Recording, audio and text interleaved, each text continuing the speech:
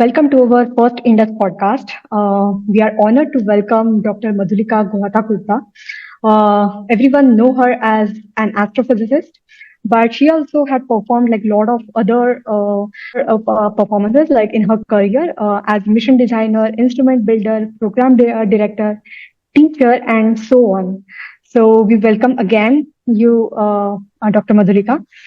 So, to start with, we want to first hear about your expertise or your research interest, how it started, and how you got to solar physics. Well, everything in life is a journey. I think by now each one of us knows that. And each one of us has a story to tell.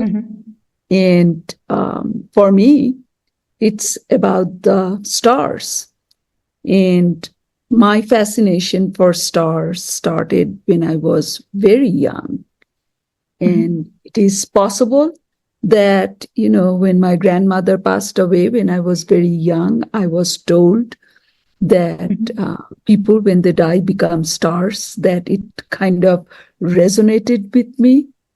But as I went on, it just kind of became clear that we are born of stars and we return to the stars. There's nothing untrue or unscientific about this cosmic cycle. You don't have to believe in any particular religion.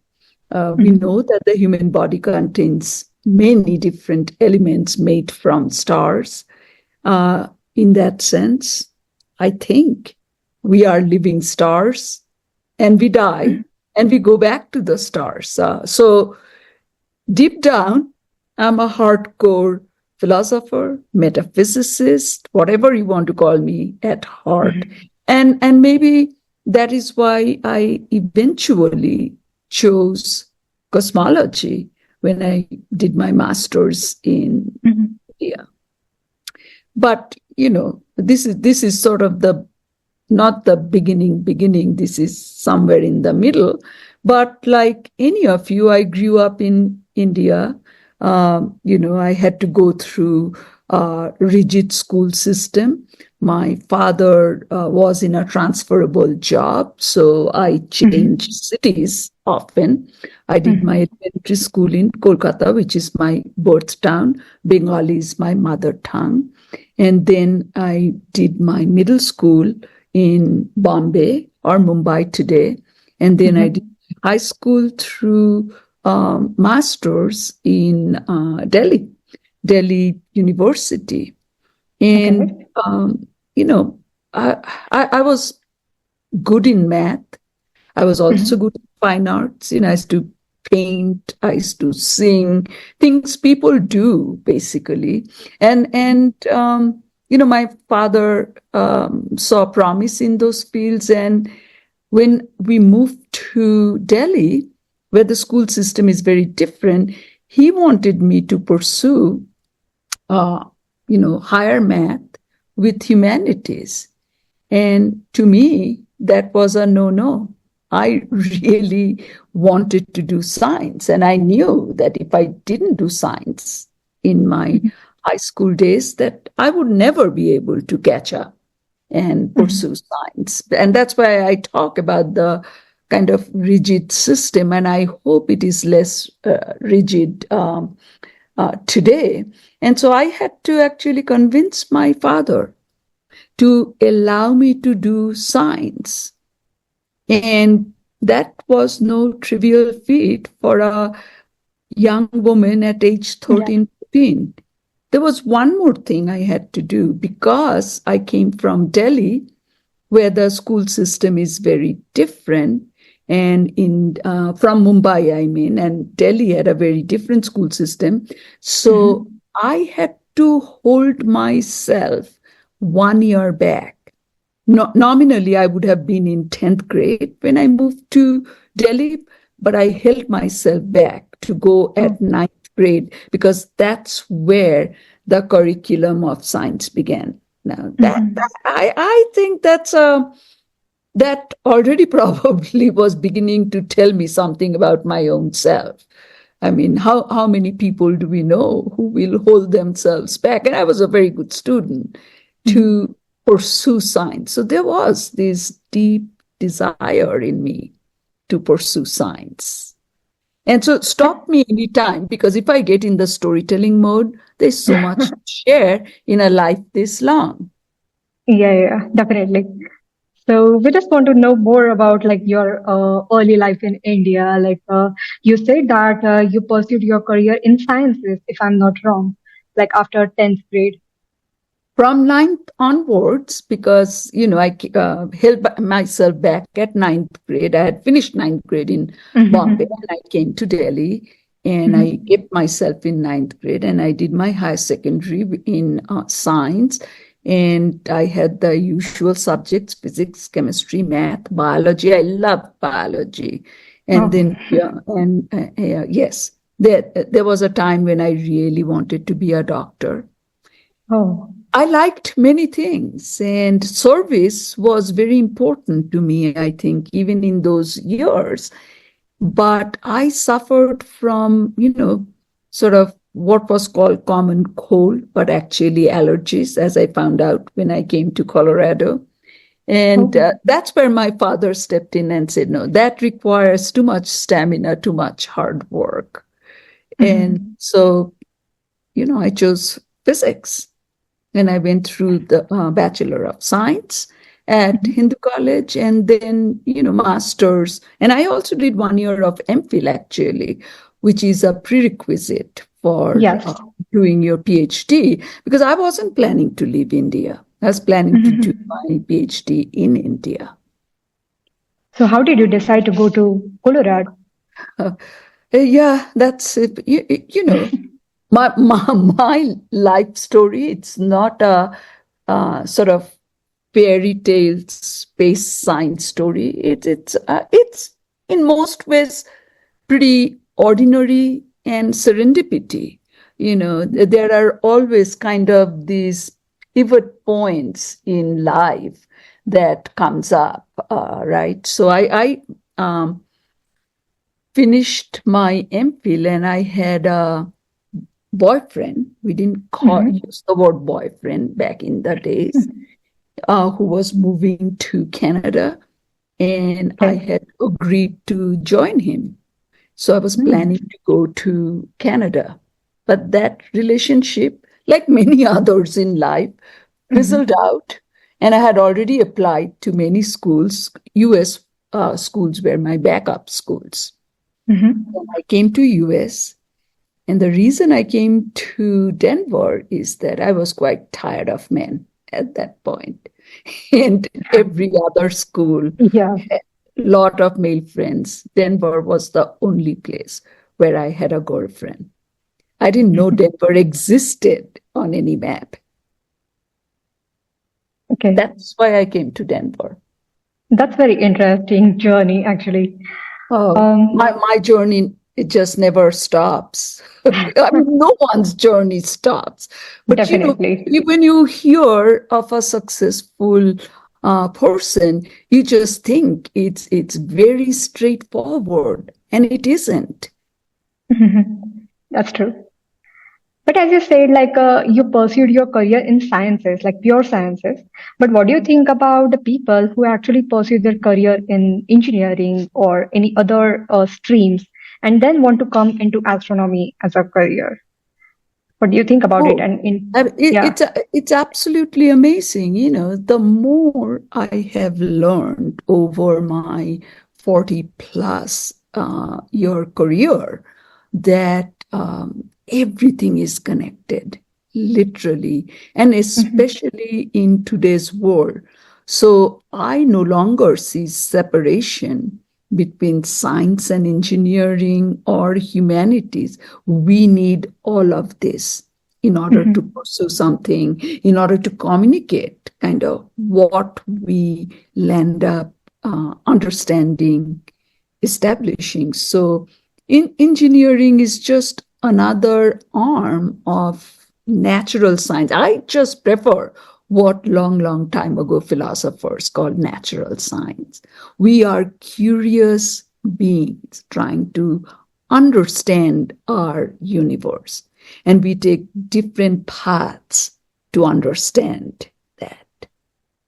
Yes, definitely. Because many people think that if you want to pursue career in research, they only have to take pure sciences, but not engineering. But nowadays, that is not the case at all, I guess. No, you live in a very multidisciplinary world. And my feedback to all of you would be that you better be multidisciplinary. The Yeah. focus stuff will be taken up by bots and chat GPTs and robots and who knows what Yeah. else. What is our unique contribution as human beings? It is integrating stuff. Right. So again, back to the topic. What made you interested in School of Physics? Well, so I will continue. Keep asking me this question so Yes. I can complete my whole story. Yes. So I came to Denver, where my friend mentioned that there is a physics professor, not physics, astrophysics professor. So I'd be able to pursue my interest in astrophysics and cosmology. Well, when I came to the university, that professor went on sabbatical and not return. So that's Oh, another pivot point, right? yes. But University of Denver was really famous for atmospheric physics, and back in those days, so I'm talking of early 80s, the ozone hole was getting really scary big, and I delved into atmospheric physics. I mean, I've done a lot of physics, so I could go into any branch, whether I particularly liked it or not. But and so the serendipity here is that I was simulating climate models using the Cray computer at the National Center for Atmospheric Research, NCAR, which is up here in Boulder, Colorado, on the Mesa.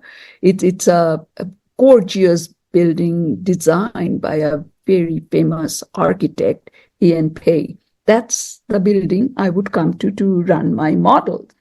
And one day I just ran into a poster ad for a fellowship in solar physics. And that basically caught my eye. And I applied for that, right? And I got the fellowship. So that's kind of where maybe my journey begins. But I had, during my master's thesis, I actually worked on the missing solar neutrinos. Oh. And, so I was already, studying the sun and what we knew. So if you go back to what we knew then in cosmology or in solar physics, it's kind of fascinating, right? And where we are today, like 40, 50 years ago. And just very recently, I just found out that there's a paper that came out in, I think, Open Science or Open Journal, something like that. And this is a paper by some Japanese scientists who are looking at neutrinos in a very different light. Forgive my pun. And neutrinos actually do not interact with matter. We know that, right? They're just, it's one of the most elusive of particles, right? And so this particular group is actually figuring out the interaction between neutrinos and photons and some quantum mechanical effects that's coming into the picture and beginning to raise questions about the very standard model of a star formation or the coronal heating and all of that. So I urge you to go find the paper and read it. It's like anything else, we do not know. It's a hypothesis, looks kind of very interesting. And it will have to be NASA or some other agency who will have to create observational signatures to make it into real science. Right. That's very So, interesting, Johnny. so this is so getting the fellowship in solar physics basically started my journey. And heliophysics, of course, wasn't even a word at that point. Heliophysics was adopted by NASA as our division name in 2005. And I'm talking of early 80s. What we were doing is we were studying interactions between, our sun and our planet. And we used to call this division Sun-Earth Connection Division. Oh, that's interesting. Yes. And now think of where we are. How much we have brought in that whole thing. So studying the sun, and my work, my thesis actually started with studying the outer atmosphere of the sun, which is the corona. And I looked at, so I was a theoretical physicist, I'd never used data for anything. And now I started using data. So eclipse observations of the corona that were taken by, scientists at High Altitude Observatory at NCAR. And I use Skylab data. That is the first solar laboratory in space where we were getting amazing data. So, and then I flew, rocket to get X-ray observation, extreme ultraviolet observation. These were so brand new that my first picture of my thesis was actually cover of Time magazine. I forget, in 1988 or 89, because what we had done is we had combined, today it's dime a dozen. So you'll be shocked to hear this, think, oh my God, you guys were so backward. But that was the first picture, the 1988 solar eclipse taken from Philippines, combined with the full disk image of the sun overlaid on top of it.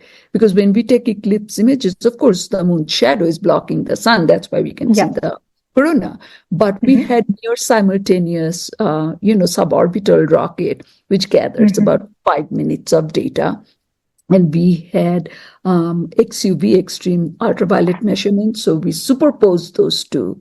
And so for the first time, we kind of had an understanding of the structures that we see in the corona, which is magnetically shaped. We know that. But what are the source regions of that? Right. So these are all sort of the gradual beginning. So I'll let you ask me more questions. So as you've said, I'm interested in knowing, because you started as an theoretician and then you came to observations, right? So I want to know what your insight on this, what is better, theory or observations, or the combination of both?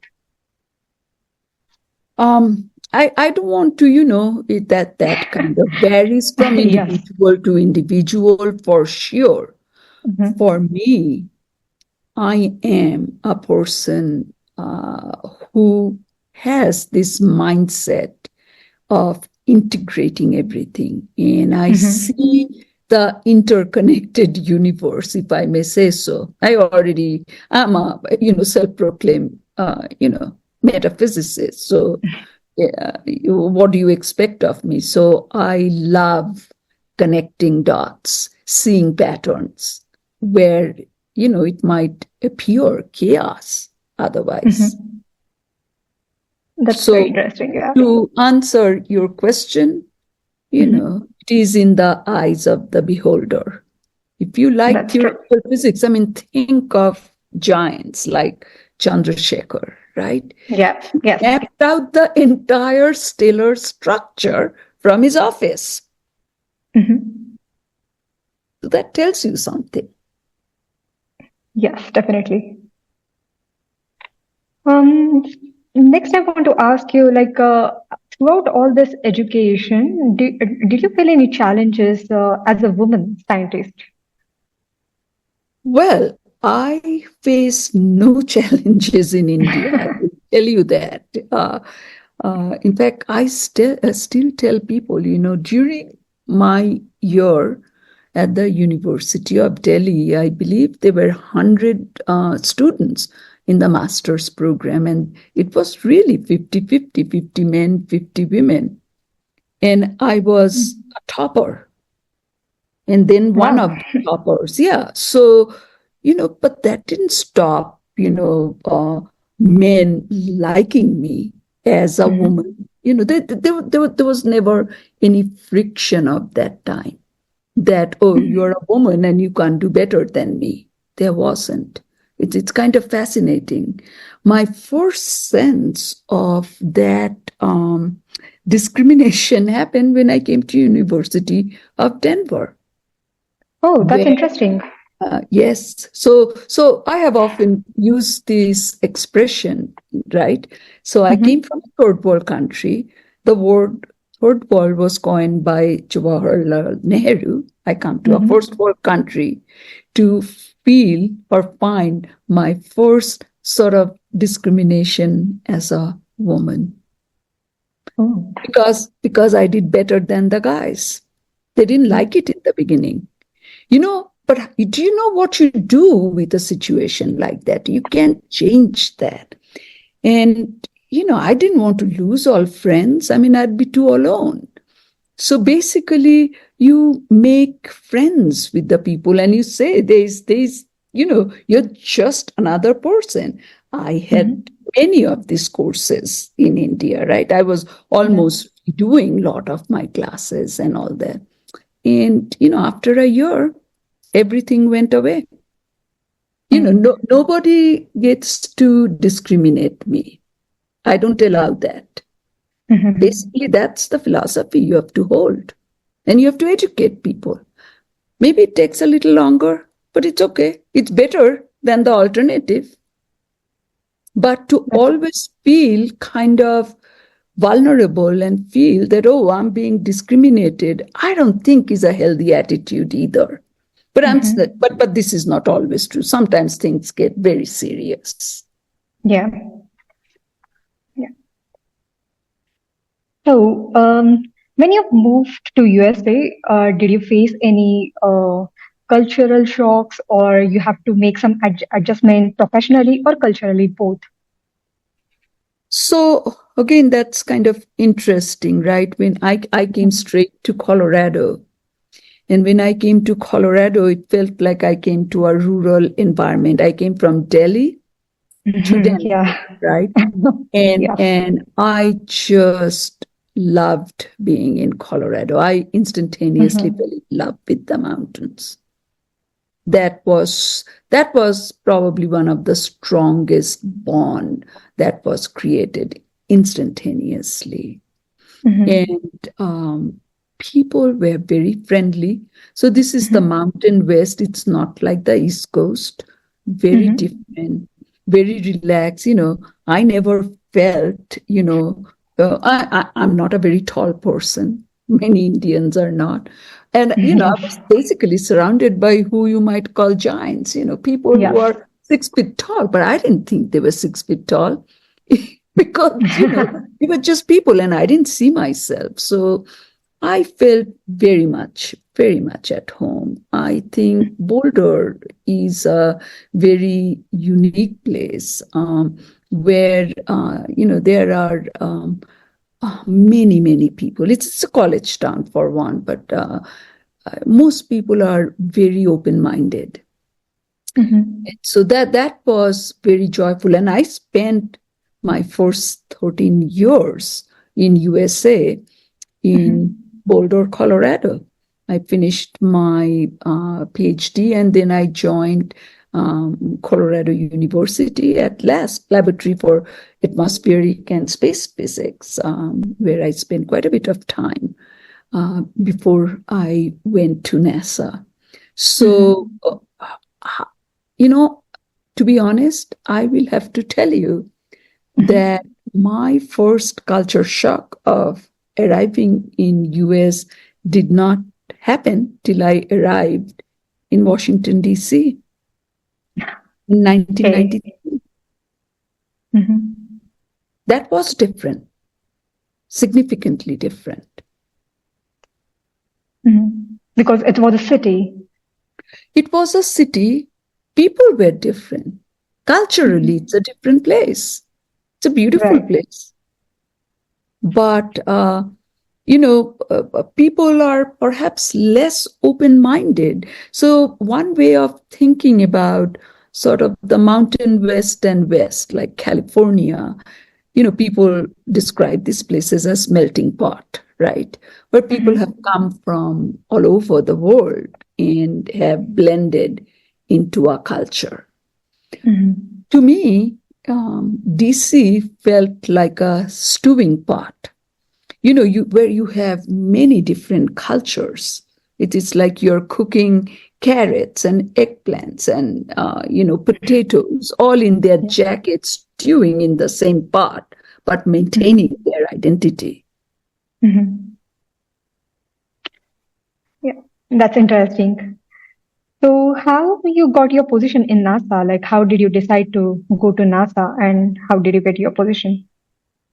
Again, none of this was planned.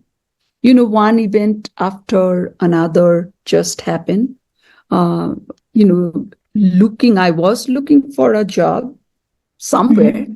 because Mm-hmm. this is a two body problem. So Yeah. I hadn't talked about my personal life, right? Mm-hmm. So during this time frame, I got married. I got married in 1983. Okay. I'm married to an American. Oh. And yes, and my son was born in 1987 in Boulder, Colorado, at the community hospital. Mm-hmm. In terms of pivot point, there was another pivot point. After 1 year at the University of Denver, when I knew I couldn't pursue astrophysics, I still had a couple of offers from other Mm-hmm. universities who wanted me to join their institute to, continue Mm-hmm. with particle physics and cosmology. But by Yeah. then, I had already met my future husband. We were Mm-hmm. not married, but we were interested in each other. And so I made a choice and stayed here and found the solar physics fellowship. So Mm-hmm. what happened after a few years, after I finished my PhD and worked at CU for a while, it was a two-body problem finding jobs for two PhDs. My husband, in the meantime, got a PhD in mathematics. And finding two jobs in a small city is non-trivial. Yes. So I went to Goddard Space Flight Center, one summer, 92, I Mm-hmm. believe, as a summer faculty fellow.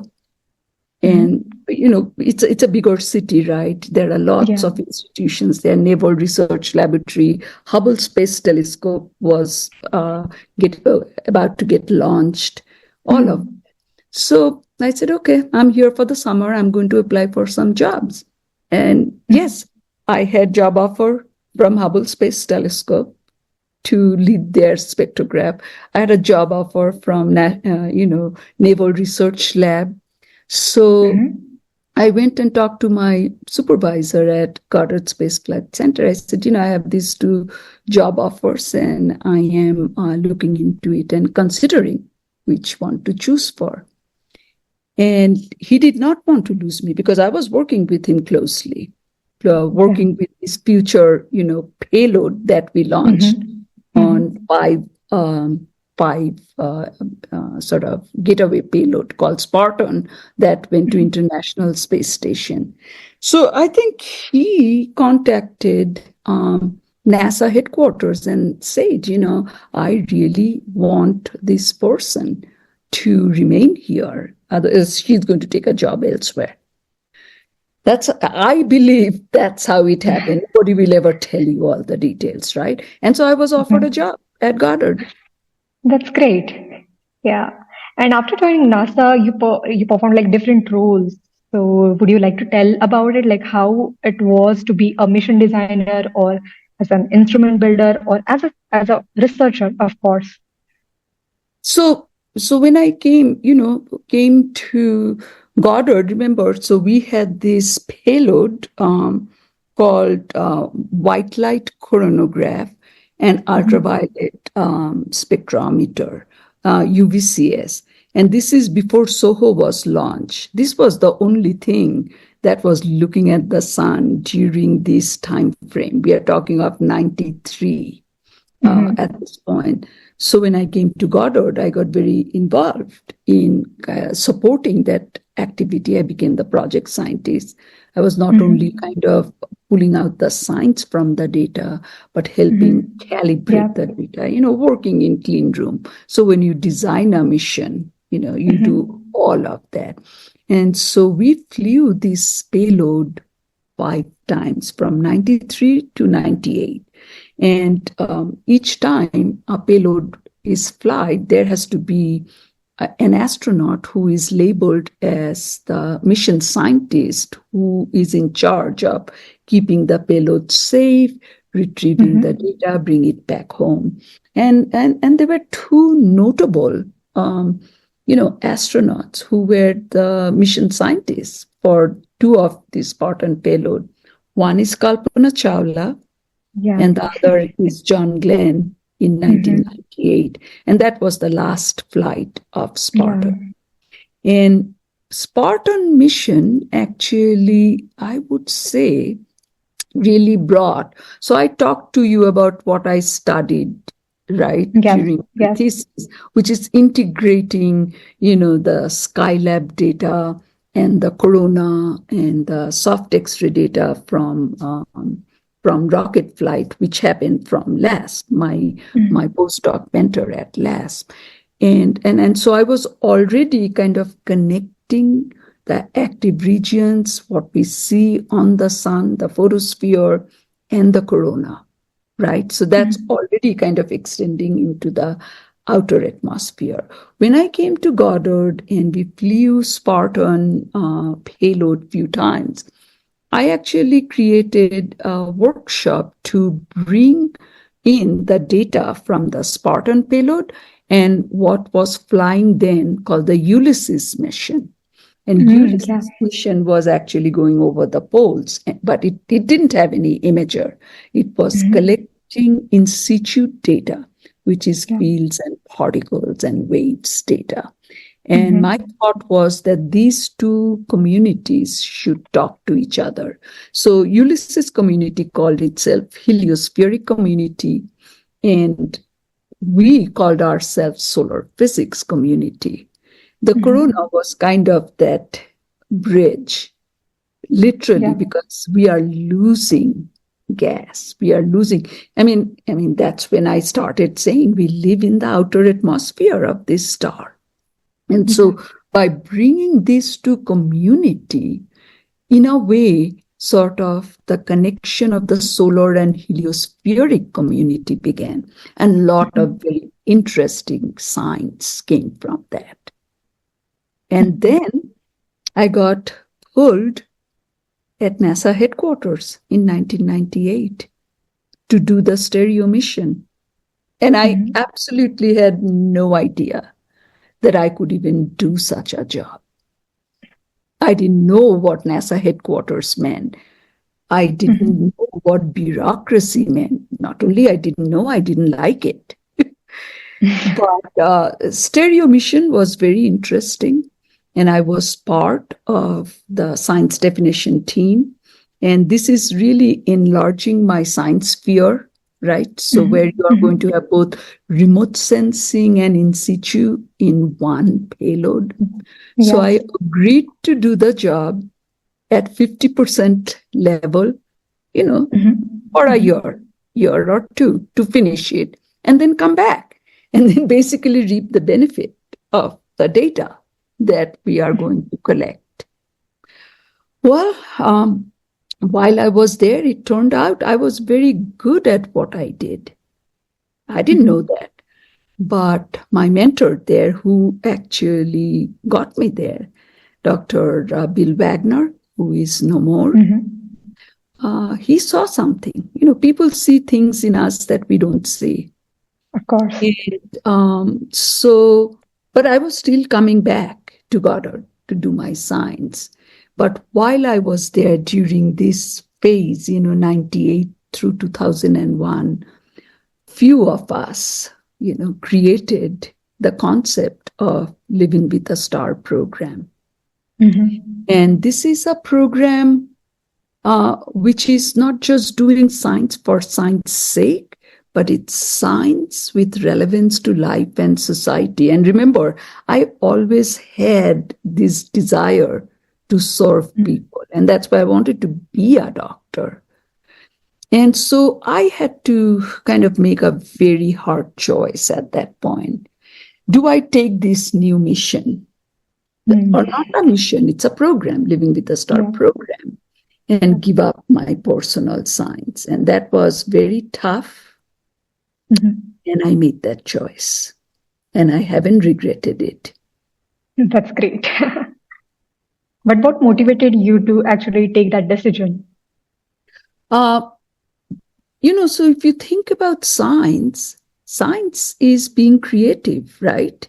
Now, it can be your personal science, but if you can shape a program creatively, there's a lot of joy in that. And you are touching a lot of people, a lot of communities. It's no longer your personal science, but you're enabling that science. Yeah. And I thought about that and I said, yeah, because I had that freedom. I shaped the program. I was a lead program scientist for 16, 17, whatever years. People still think I'm Living with a Star program scientist, which is okay. But I think that's what sort of motivated me. And I was very fortunate that I had leadership, from my immediate supervisors to his supervisors to his supervisors. They were all he at the time. Not anymore, though. That allowed me the freedom to shape the program. So can you tell us about your current role? Like, what are you currently doing? And are you involved with any mission or? Yes, I didn't think I would be. So, I took a break from NASA headquarters and I went to NASA Ames Research Center, which is the Silicon Valley. And that's where I fell upon artificial intelligence and public-private partnership. And I might be the biggest proselytizer at NASA on AI. And I have devoted now 8 years to that. And it is absolutely the future. And I came back to headquarters during COVID in 2020. And I am now, program scientist for 2 incredible missions. Punch, which is sort of extending my vision, my goal. In fact, Craig DeForest tells me, when he's talking to me one-on-one, how all of this started with, conversation with me. Okay, Craig was a young guy at Goddard when I was there. So this is an amazing mission, really amazing mission, and it kind of will fill the gap between many of the other missions that we have, like Parker Solar Probe, Stereo, SDO, and it's going to launch next year. Yes. And I hope that it will be a successful mission. For Muse, which really goes to the heart of spectroscopy. A deep dive into literally understanding the constituency of our corona and, the fundamentals of, heating mechanism, much like Parker Solar Probe is looking at wave particle interaction we are learning new things every day. And we might not have published papers yet, but trust me, the data tells the story, even though we haven't been. And so in some sense, our observations are ahead of us, ahead of our understanding. Definitely. We wish you all the best for Punch. Thank you. And what do you think your proudest professional achievement till now? Well, as one element, living with a star might be my proudest achievement, right? So the question is, why do cultures do science, right? Why do governments spend money on science? And so, a social scientist in Princeton thought about this a lot and kind of talked about how research can be plotted on two axes, curiosity versus utility. And then it produces three distinct classes of research, right? So there is pure basic research, kind of like what Niels Bohr did, right? Or pure applied research, which is like what Thomas Edison did, inventor. Or it could be user-inspired basic research, which is called the Pasteur quadrant. It satisfies both curiosity and relevance and appliedness. And so Living with the Star program, as far as I know, I'm not talking of earth science, this is in space science, is the only program created in this mode, science with relevance to life and society. And I took this program to places that no one had ever imagined. And remember, I told you that I was allowed to do this. I kind of used Living with a Star to create this discipline. When we got our name, which is heliophysics, in 2005, it was very clear that a NASA division name doesn't make a discipline. We had to stitch together many seemingly disparate science disciplines to create this. And we created heliophysics textbooks that now give academic form to this new discipline. And then we created with the Star Institutes, basically, to expand the boundaries from Pasteur to Edison quadrant, which is now space weather today. All of this kind of got its start through Living with a Star program. And the connectedness of things was the subject of the 4th volume of the heliophysics textbook. It's active stars, their astrospheres, and impacts on planetary environments. And the chapters touch on subjects ranging from magnetic reconnection, magnetohydrodynamics, to climate and aeronomy. So it actually might be the most interdisciplinary textbooks ever written, at least in the physical sciences. And with all of this, I created the next generation pipeline with Heliophysics Summer School, with honoring the greatest interdisciplinary scientist in our field who actually established the connection between sun and climate, Jack Eddy. And so we have a name fellowship, Jack Eddy Fellows. And this has created a worldwide ripple. It's just not in the US. It is around the world, right? Where people have adopted heliophysics as a discipline. And that, to me, is very joyful because NASA can change its name tomorrow.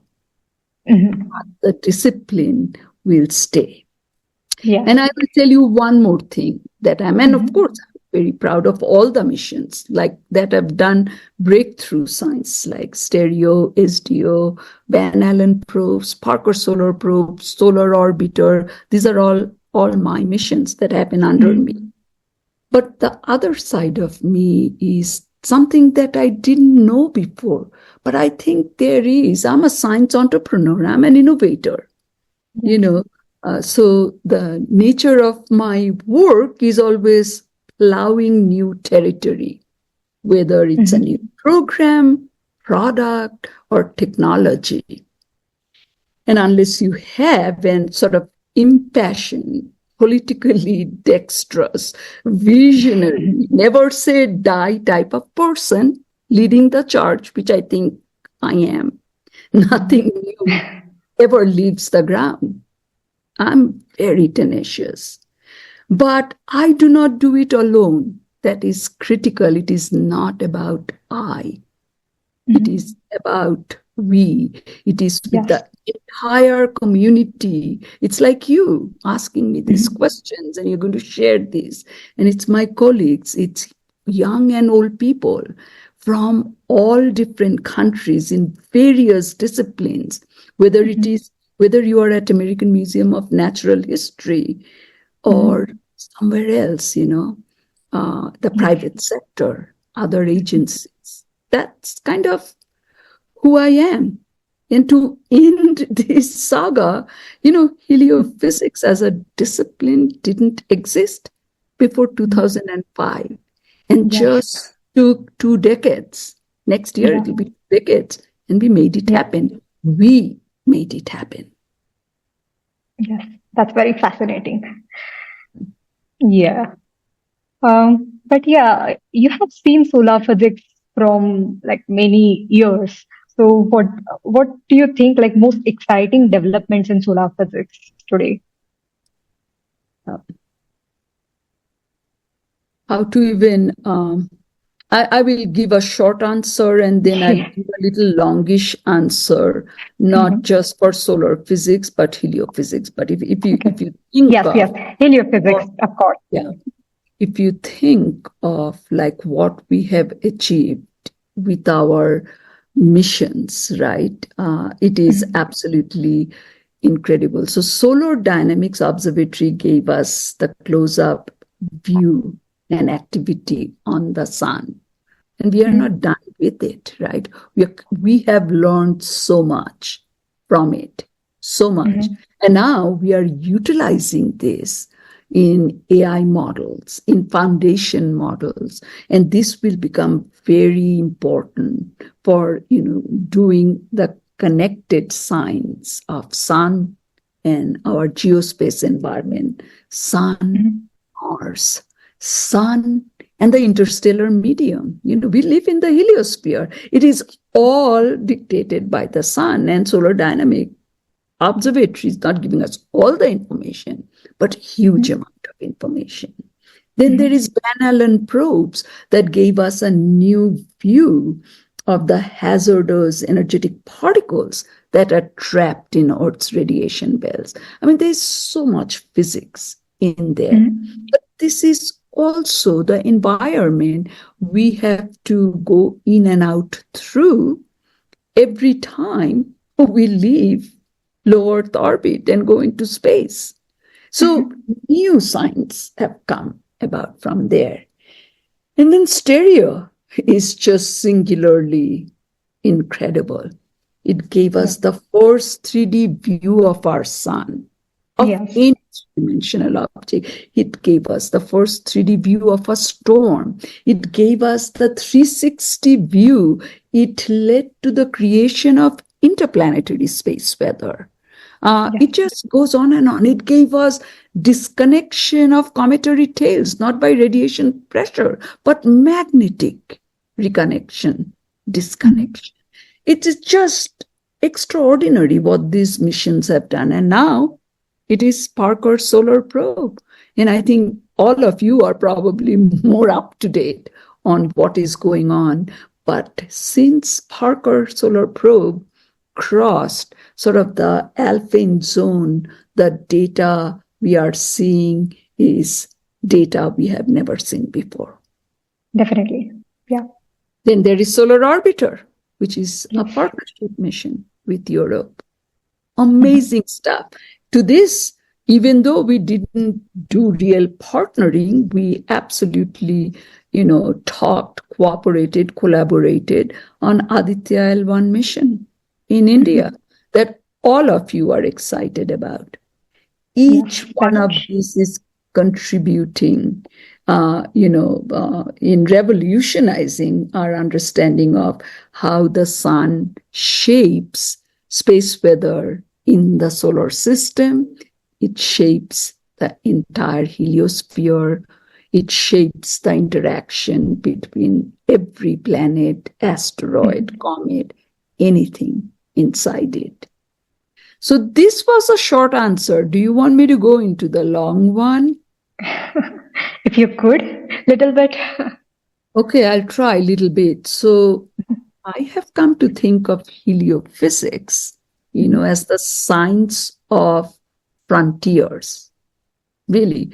And sun's magnetic field, which defines the scope of heliophysics, as we know, reaches all the way from the sun's interior to the outer bounds of the solar system, right? I mean, all the way into interstellar medium. So at the outer realm, we have the Voyager spacecraft that's traveling through the heliosphere's outer skin, right? And it's already, at least one of them is in interstellar space. I think both are. And we are, every kilometer that they travel through this terra incognita, we have to come up with different words. It's not terra, it's interstellar. But it marks another step into the unknown. That's a frontier. We have missions like IBEX, right? That's map the border crossing between the solar system and the Milky Way. It kind of showed us that there is a giant ribbon of energetic neutral atoms wrapped around the heliosphere. And now IMAP is getting ready to launch. This is the outer realm. The inner realm is equally mysterious and interesting, right? So we know that inside the sun, basically massive currents of plasma surge and flow, generating the magnetism that gives form to the heliosphere, to the corona. Their hidden paths determine the timing and intensity of the solar corona and the shape for the space weather we experience, basically, and set the stage for the space weather we experience on Earth, right? So we still can't predict solar cycle. SDO is probing the sun's interior using the technique of helioseismology and kind of, generating deep sun maps and trying to reveal the inner workings of the sun's magnetic dynamo, because we can't directly probe. We cannot see what's happening inside the sun. So Earth and the other planets, though, are inside this outer and inner realm, they orbit the sun in the gap between these inner and outer frontiers, and they are affected by both. And at the outer frontier, basically, the future of the inner frontier is dictating space weather. We already know that. And I'm not talking about it, space weather caused by solar flares and eruptions coming from the inner frontier of the sun itself. But the outer frontier, it's the future of the solar system hangs in the balance. As we travel through the galactic plane, the heliosphere basically runs into and out of the dense interstellar clouds. And we are still trying to understand that. And there are fascinating papers coming out, from the shield, which is one of the drive center. The heliosphere basically breathes according to the, strength of the solar magnetic field, squeezing in and out galactic cosmic rays. Galactic cosmic rays not only have effect on our technology, but also on our DNA, on the evolution of life itself. Final one is sort of the kind of frontier addressed by heliophysics. It is the multitude, right? More so than any fields, heliophysics pushes the bounds of fundamental physics. Why do sunspots explode? I mean, we can say magnetic reconnection, but we don't know it all. How is the sun's magnetic field generated, and why does it vary in such hard to predict rhythms? We might say MHD dynamo action, but we don't know very well. Yep. What causes the mysterious heating of the solar wind? We can say unknown mix of plasma waves, but again, we don't know. Someone is saying maybe neutrino. And so you can see there are so many fundamental questions that don't just go away. I mean, the system is very complex over large and small scales, both spatial and temporal, typically more than 20 orders of magnitude separate the largest and the smallest scales of any interest in any given problem. So naturally, heliophysics is very interdisciplinary, and we have to remain so. Definitely. No one researcher or department has all the skills needed to grapple with these interconnected problems, and so we have to work together. Yes, definitely. So now where do you see this field heading in the next decade, like as a technology and as a research field as well? I think there is so much to do here in terms of, we have already been looking at assimilative models, kind of integrating all our data and doing predictions, because space weather has become very important, correct? So there is a lot going on there. But what fascinates me most is artificial intelligence, because we really have not utilized all our data yet. And when we start doing that, we are beginning to see patterns emerge that we haven't seen before. And I think the future is actually kind of open science, open AI, and then explainable AI, so that once we can infer pattern, we can begin to interrogate models. Was the model right? What physics was missing? Data is not lying. We got something. When we are at that point, we can believe that we can actually do breakthrough explaining, do discovery science. So I think we are beginning to realize that AI is a phenomenally powerful tool. And the types of innovation that are possible are incredible. And that's kind of where I am with our field. This amazing wealth of data. We take, I believe, something like 15 gigabytes of data every 15 seconds from our 100 plus operating missions, everything. If you see where we are with ChatGPT today, maybe less than 10 years from now, we are going to be able to integrate a lot of this. This is, and people are afraid of AI because of the word artificial, almost, I think. And so I call it augmented intelligence. Why is it any different from when we started using telescope and figuring out the cosmos, or a microscope to look inside us? We are enhancing our own senses. Our mammalian senses cannot comprehend this multidimensional data we are collecting. And AI comes to help. It's tools we have created. It's mathematics we have created. So now let's come to your personal life. How do you manage to balance your demanding career and your personal life? Well, today it's a lot easier, right? My children are grown. And right now I'm shuttling between Boulder and Maryland, because I just, took on remote work agreement with NASA, moved to Boulder, where I have a house, and I'm here by myself right now. We have a house in Maryland we have to sell. My husband is there.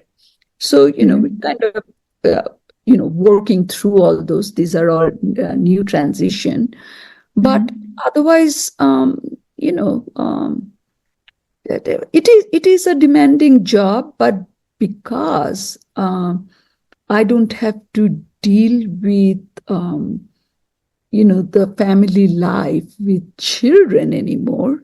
Yeah. I am, I guess, a mature adult. Dignified way of saying I'm old.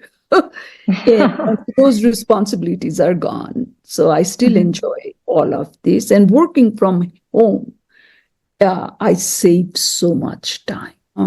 I can't say I'm super organized, but organized enough, I suppose. Still took care of the children, but you absolutely need kind of a partner who is there supporting you, just Mhm. like you need supervisors who are supporting you, giving you freedom to excel Mhm. professionally. You also Mhm. need a partner at home who, on the personal side, is supporting you and allowing you to flourish in both domains. So it's yeah. So you land up for a period of time, there's nothing Mhm. else other than work in personal life, but that's a lot. Yeah. But do you still paint? Like you said, like you loved painting. So do you still do that? I am trying to go back to singing. Painting Mhm. hasn't started yet, but the view from my house is so gorgeous. Maybe one day I will. Right now, You work-wise, must. still very busy. And because of COVID, it just Mhm. takes up all my energy. But I'm hoping I'll be past all this and maybe go back to all of this. I used to love hiking, Mhm. climbing. That's why I'm back in Boulder. I love mountains. I really do. Yeah. I love beautiful blue sky. Mhm. I love music. I love Mhm. good red wine, a good Yes. book, which I Yes. rarely have time to read anymore. So these are Mhm. things I kind of enjoy if I want to relax. Mhm. That's great. So, would you like to say something to young researchers who are interested in solar physics or heliophysics to pursue their career in this field? And what specific skills or mindset that you believe are crucial for this field? I I think um, as I mentioned earlier, it is really kind of important to move away from the stovepipe zone of PhD that we have been doing to a multidisciplinary worldview. That's where we Mhm. are going. Everything is connected, honestly. We have to find those threads. We have to keep those those queries open. You have to be good in language. You can't use Chat GPT if you're not good in language. Language is important for communicating your thoughts, your ideas, for writing papers. It's Mhm. good to have humanities to soften the harder skills of, math and physics. Mhm. I mean, these are, I really want all of us to sort of pursue STEAM instead of STEM, where Mhm. A is arts and humanities. That just makes us a well rounded human being. Yeah. We have to live with ourselves, with our partners, with our children. I think it's a more joyful existence. It's got to be more than just a profession we Mhm. practice, but it allows us to grow and bring that knowledge into our profession also. I'd say, Mhm. sometimes it's good to we get very sedentary, right? It's good to get Mhm. out of our comfort zone. Yeah. I didn't always realize this, but I think I have done this in my life all along. Coming to Boulder, and I came here, right, on my own force. My husband is still in Maryland. It's not Mhm. easy. It's not easy. But it's again tenacity. I'm trying to achieve a goal, and I'm taking myself out of my comfort zone if that's what is necessary. Take small steps. Put yourself in a new environment. Do something that scares you. Consider other points of view. And ensure that you don't pick the safe choice, because that kind of will take you back to where you started from and not allow you to grow. Yeah. Yes. Well, thank you so much for such insightful thoughts. And here we conclude our podcast. Thank you again for agreeing for this podcast. This is our first one, and we were very glad to have you here. Yeah. Thank you very much. You're welcome. Good luck.